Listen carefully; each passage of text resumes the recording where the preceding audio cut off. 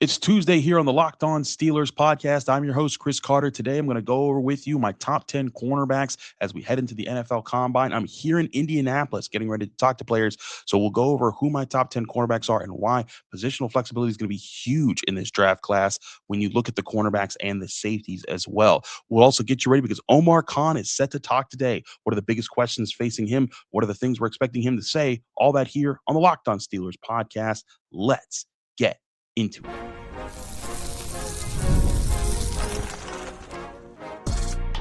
You are Locked On Steelers, your daily Pittsburgh Steelers podcast, part of the Locked On Podcast Network, your team every day. Hello and welcome to the Locked On Steelers podcast. I'm your host, Chris Carter, bringing you a daily dose of all things on the Pittsburgh Steelers. As always, you can find the show on your favorite podcasting apps and on YouTube. Like this video if you enjoyed. Subscribe to this YouTube channel to get all of your daily Monday through Friday episodes, as well as our bonus content. We thank you for making us your first listen every day because we're your team every day. And a reminder, the Locked On Steelers podcast is part of the Locked On Podcast Network, which is now the #1 sports podcasting network in the world. All right, Steelers fans, it's Combine Week. I'm here in Indianapolis. We're getting you ready here. We're going to go over my top 10 cornerbacks. We kind of went over, we skimmed through it a little bit yesterday when I did my top 100, but I want to focus more on this classic. I think it's going to be really important for the Steelers to take a look at. Now, some housekeeping notes. As you can see, I'm on the road, so please pardon our dust as we go through things throughout this. Also, I know that on Tuesdays, a lot of people love to have Alan Saunders on. I love to have Alan Saunders on, but with schedules, I wasn't able to make it work. I had to get stuff done. He had to get stuff done. I'm going to try to have him on tomorrow, which I thought would also be great because then we can talk to him after Omar Khan speaks to us here at the Combine. So don't fret. Alan Saunders will still be in this week. But let's get to the cornerback position. Now, this is a position that I still think is going to be a big conversation the Steelers need to address because last year the Steelers tried to fix the cornerback situation and they failed. Joey Porter Jr. was great, but he was the guy that they kept around. His development continues to be on point. He looks like he's the guy you want to build around. But the guy they brought in to support him didn't work out. Darius Slay, abject failure, literally cut in the middle of the season. Jalen Ramsey, not the outside cornerback that he used to be, was good in the slot, but had to move to safety because of the problems they had at safety. Ultimately, there were just too many deficiencies in the secondary last year around Joey Porter Jr., and they have to solidify that. Now, James Pierre certainly stepped up, and he's a free agent, and it would be interesting to see, does he get brought back at 30 years old as a guy who was a good fill-in last year, and has basically been a practice squad guy for most of his career? Or do they go with Asante Samuel Jr., or do they go with both?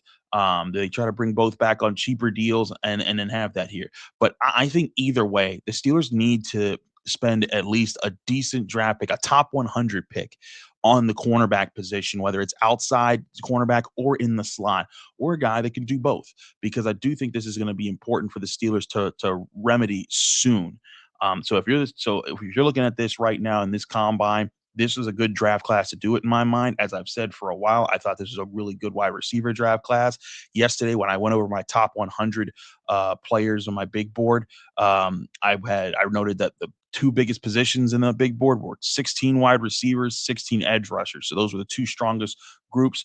But the group that was next closest to both of those was cornerback, and there were 14 cornerbacks that I listed in my top 100. And that's not because I'm overly valuing cornerbacks or trying to think, oh, we just got to fit all the cornerbacks and the receivers into this top 100. This is because I look at these guys and I think some of these guys are really, really good. Now, I think some guys are better than where I think a lot of other people are, or there's some different shifting of values and where people should be seen. But I do think at the same time, this is either way. Omar Khan would behoove him to try to dip into this draft class and get what I think is a good cornerback draft class and get someone from it in the earlier rounds so that the Steelers can get some help there. So without further ado, let's get into the top 10 here that I have as far as the cornerbacks.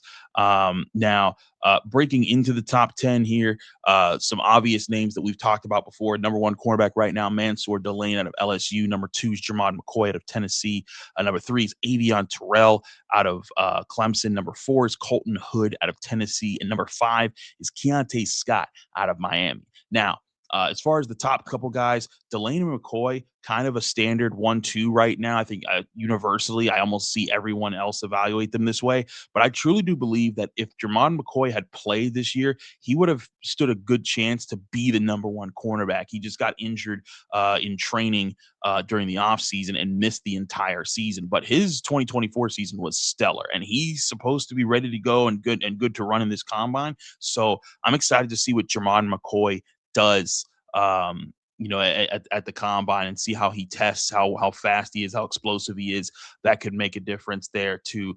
Mansoor, Delane, just really good in man covers. Both those guys really good there. Avion Terrell is going to be a guy that I'm going to have a close eyes on because I don't love his tape as much as some of the other players, but his athleticism is supposed to be off the charts. I'm really intrigued to see how he tests there.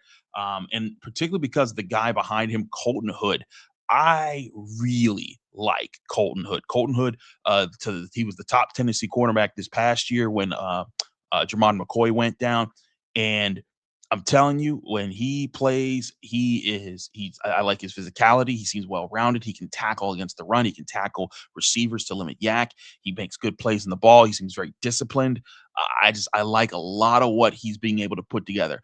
I also like his celebration whenever he gets the breakup or the interception, he just goes and he just puts on the hood. And I'm just like, okay, that's kind of cool. But at the same time, getting one of those types of guys in this draft class, I think all those guys are first round picks. I have each of them inside my top 32. In fact, right now I'm looking uh, at my list here. Avion Terrell is 19. Actually, no, not inside my top 32. Colton Hood is my 35th overall prospect here, but still, that's pretty high. You're using either a first round pick or you're trading up high in the second round to get those guys if the board were to fall the way I've assembled my top 100. Never works that way. But again, those guys there. But the interesting guy here to also look at is Keionte Scott. Now, Keionte Scott, if you're unfamiliar with him, he was a slot cornerback for Miami. I talked about him a bit yesterday. I just really like his tape, man. He covers well from position to position. He changes direction. He's got good speed, and he's physical. I'm telling you, there was a rep where I saw him just charge in on a run and take out, I think it was a guard, and he took the guard with him into the running back, and like that kind of shut down the play. He had at 6 foot tall and like at his size and his ability to make plays on the ball. If you were to get a guy like Keionte Scott in the slot cornerback position for the Steelers, I think it would do a lot for what they try to do to be physical against the run, but also aggressive against the pass. And that's kind of the tricky balance right now that I think the NFL is trying to strike. You guys have heard me talk a lot about the cycles of the NFL. When the NFL became more pass happy on offense, defenses started to adjust. Let's get faster, let's get quicker, let's get smaller, let's get better at coverage. Let's put more 2 deep safeties to limit the passing game. And now you're starting to see a lot of offenses say, okay, you want to do that?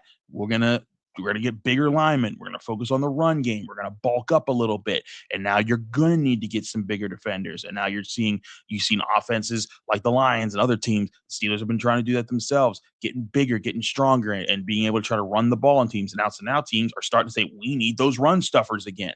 So but there's that balance to try to do both. And I think that is something that is really tricky when it comes to how defenses try to balance what's happening today in the NFL. You want to be able to stuff the run, but you want to be also alert against the pass and especially play action. So you need guys that can do both. And it's just very rare to get guys that do both at a high level. It's why when you get a guy like a linebacker, like when Ryan Shazier was the Steelers, it's why he was so feared. It's why he was so respected and so important. And when he went down, they went from being a top 10 defense in scoring to like in the 20s because he was just that important. He could stuff the run. He could cover really well. He was an ace defender for the Steelers. And it's not just linebackers. You look at Nick Emanwari and what he brought to the Seahawks.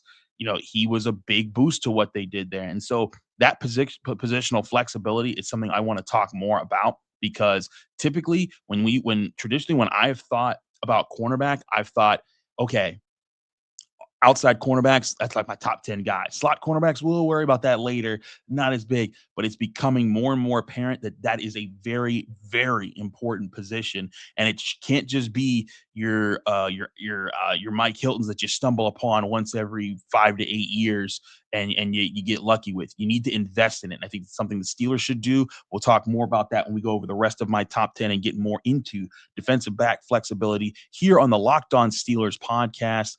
Don't worry, we got a lot more to talk about, including what we expect to hear from Omar Khan. I'm your host, Chris Carter. Stick with us. We'll be right back.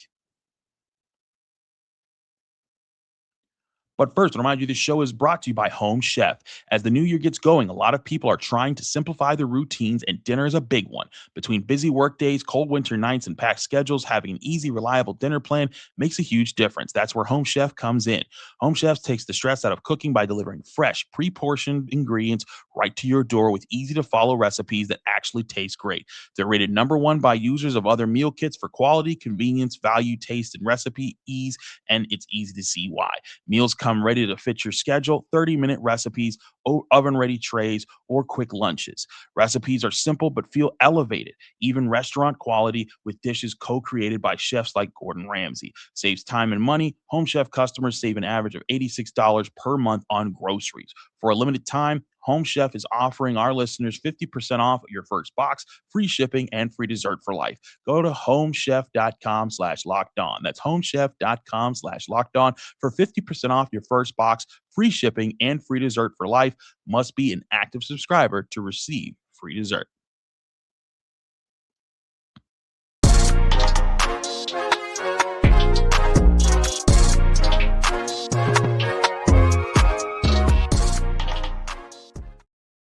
We're back here on the Locked On Steelers podcast. I'm your host, Chris Carter. We're continuing our episode here as I go over the second half of my top 10 cornerbacks of this draft class. And again, stressing that positional flexibility, because that's going to be something big in this draft class that I think that a lot of people look at. And also where I think that I need to see more from certain guys if they're going to be ranked so high. When I'm doing this, I'm consulting, I don't watch a whole bunch of college tape during the season because I'm covering the Steelers. You guys see me. I'm doing my grades. I'm talking to people in the locker room. I'm trying to produce content here, I'm writing for the Post Gazette. I don't have the time to study all of college football and nitpick and look at that. So oftentimes I'll say, okay, where are the best notes on these guys? Let's see what everyone's saying. Okay, this is what you guys are saying. This is what I've understood. This is what their measurables say. Let me go and watch the tape on these guys. And so when I go and watch the tape, that's where I get the bulk of my notes. And I say, I like this. I don't like that. And that's why when you look at my top 5, Colton Hood, I love him. I love Keionte Scott. I think that those two guys, if the Steelers stood pat at 21st overall and got Colton Hood, I don't think it would be a bad pick. I think he would be a potential shutdown corner across from Joey Porter Jr. I think the two of them could be a dangerous pair. If they traded up in the second round and got Keionte Scott, because I don't know if he'll fall to 53rd overall, maybe he will, but if they got him there, I think that would be a heck of a get as well, because that would address slot cornerback. And again, not with a small guy, not with an undersized guy who's just quick and fast. This is a bigger guy who has speed, and if he tests well, I think he's going to do a lot for himself. But again, I rank Keionte Scott that high. Some people don't, and I'm going to get to the back end of my top 10 here, because there's some people there's some people in the bottom half of my top 10 that a lot of people would have over Keionte Scott. But going to the bottom of my top 10, I have 6 Indiana cornerback D'Angelo Pons. At 7, I have San Diego State quarterback Chris Johnson. At 8, I have Florida cornerback Devin Moore. At 9, I have South Carolina cornerback Brandon Cease. And at 10, I have Keith Abney II out of Arizona State. So you have those guys there. And if you look at number 6, D'Angelo Pons, he played outside. I talked about this yesterday in the top 100. He played outside corner at Indiana, but he flexed around. He's a slot corner in the NFL. He's 5'9". He's probably going to have some really shorter arms. I think that's something that's going to hold him back in the NFL, and teams are going to recognize that. So he's going to be asked to play slot cornerback, but I think he's really good at it. He's aggressive. He tackles. He gets through blockers. He doesn't fight, overpower them. He knifes through them quickly. And sometimes it reminds me of Mike Hilton with what he does there. So that's good. But the reason I have him behind Keionte Scott is just size-wise, because D'Angelo Pons is listed about 5'9". Wouldn't be shocked if he's like 5'8.5" or something like that. And again, that's not bad, but compared to where guys are, I think that that's something that's important. Now, looking at the rest of these guys, Chris Johnson, a guy that when I look at his ball production, it's impressive. He finds the ball, he makes plays. But as I said yesterday, I don't know if I'm all out for a guy who played at San Diego State for 4 years and really didn't play a whole bunch of like star dudes at in the Big Ten, the SEC, the ACC. Like I felt like he could have played some better competition, and that makes me hesitate. And it doesn't mean that he can't be up there. I think that if he tests well, he might shut me up and put me in that conversation. But when I look at how these cornerbacks are listed, some people have him higher up. I don't. I look at how how the other cornerbacks play in this class and how well they did against top guys. Like Colton Hood went up against a bunch of really good talent in the SEC and stood up tall. Also, Colton Hood looked really good in the Senior Bowl. Didn't look good in Senior Bowl practices. Chris Johnson, and he was getting burnt. And listen, this is also me being respectful for the whole Senior Bowl process, because cornerback is a rough position to play during the Senior Bowl week, because everybody's just getting the chance to just run whatever routes they want to run. It's not like real football sometimes. Receivers just get a lot of liberties to do a lot of things.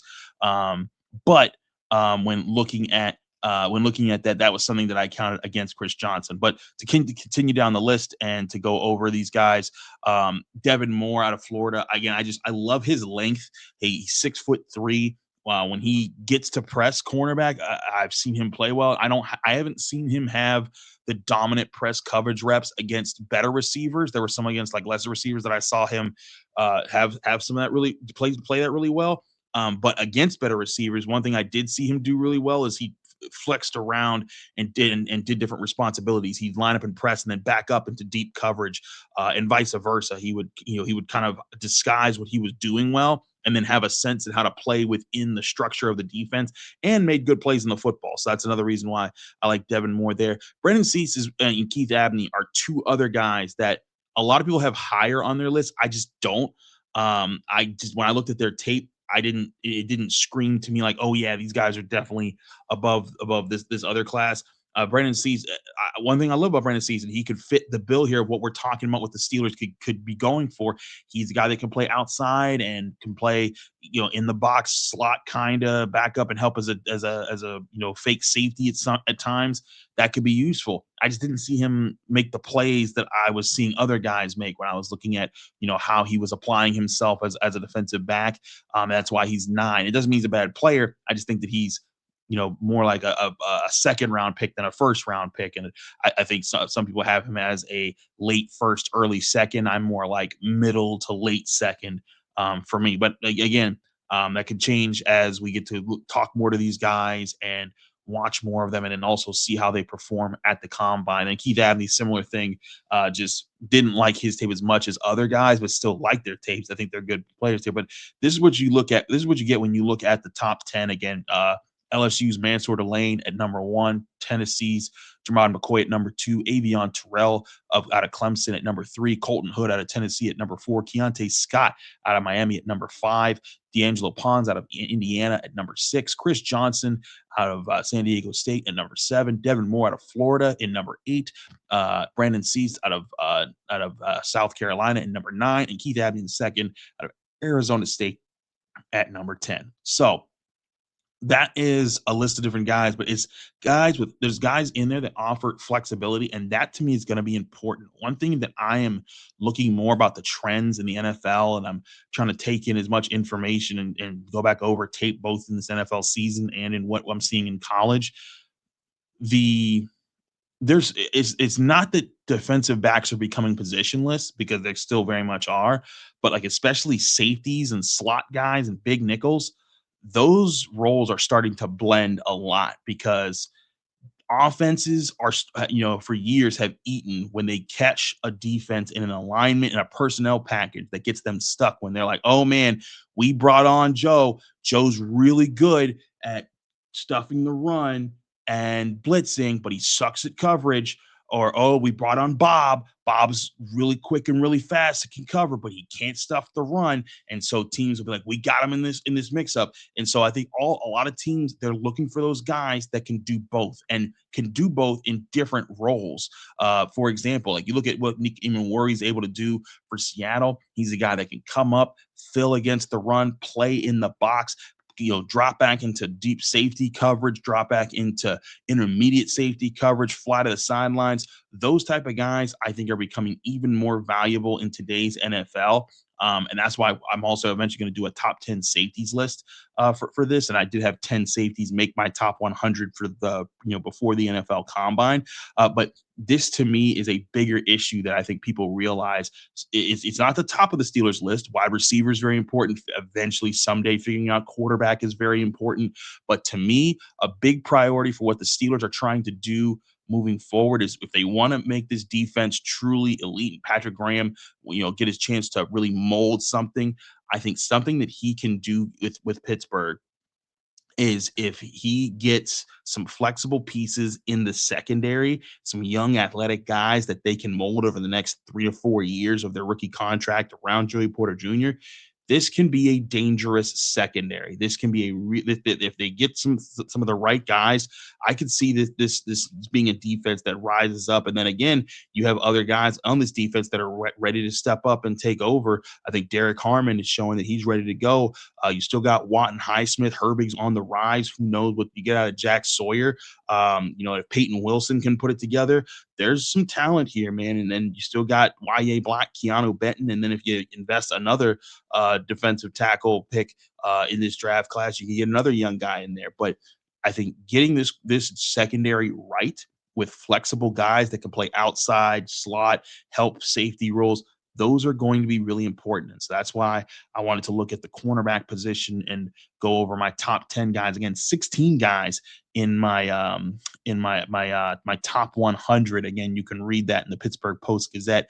But also, if you want to read my top 10 cornerbacks and further breakdowns of each player and more notes on them, all that's available at post-gazette.com.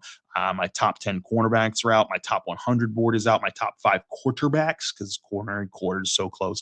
My top 5 quarterbacks after Fernando Mendoza is out. And I believe wide receiver, my top 10 wide receivers should release today. I talked about those with you guys last week, but the written version should be up there. But we also got to talk about Omar Khan because he's set to speak today.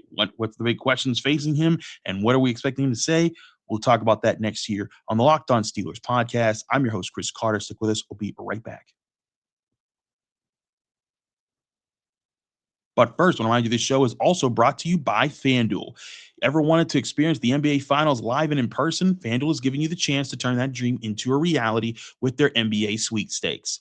Here's how it works. Use your profit boost on any NBA future bet, and you'll automatically be entered for a shot to win an NBA Finals trip for 2. That's right. Flights, tickets, the whole experience. If you're already looking at the board and thinking about which team you can make a deep run, this is the perfect time to lock it in.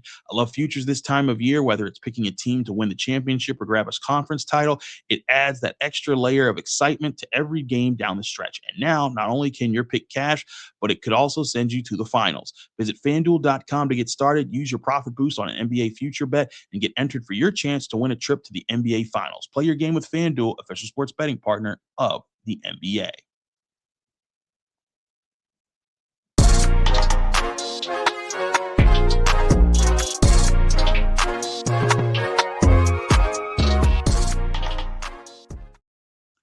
We're back here on the Locked On Steelers podcast. Chris Carter here, continuing our episode. We just got busy going through my top 10 cornerbacks heading into the NFL Combine this week. But as comes with every year at the Combine, we get a chance to talk to Omar Khan. Now, there's an exclusive talk that happens with just us Pittsburgh reporters privately away from the big podium in the stage of the NFL Combine.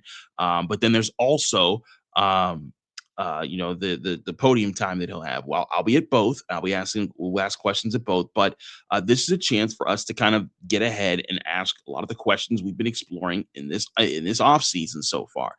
Questions about who are they going to prioritize to keep? What's the process to, what's the priority of keeping Joey Porter Jr.? How much can they afford to pay him?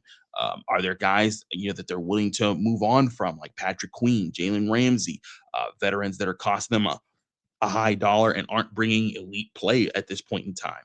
Are you going to resign Darnell Washington, Nick Herbig? Are you going to give Broderick Jones a 5th-year option? I think all those things are important, but also I think it's also going to be, while we're also asking these current personnel questions for this about the Steelers, I think it's important to remember that at the combine, we should be taking notes on what the Steelers are trying to do. Funny story. I was flying on my way in to Indianapolis, and I sat next to two prospects. And it was funny because you could tell these guys were just huge. It was Daryl Jackson, the defensive tackle out of Florida State, and Tim Keenan, the defensive tackle out of Alabama. Both of those guys sitting. We're all, thank goodness, we were all in aisle seats, like close to each other, because I would not have wanted to sit in between those guys. That would have been terrible. But as I kid you not, as we're on this flight, um, the flight attendant is walking through, and everybody can see these guys are NFL players.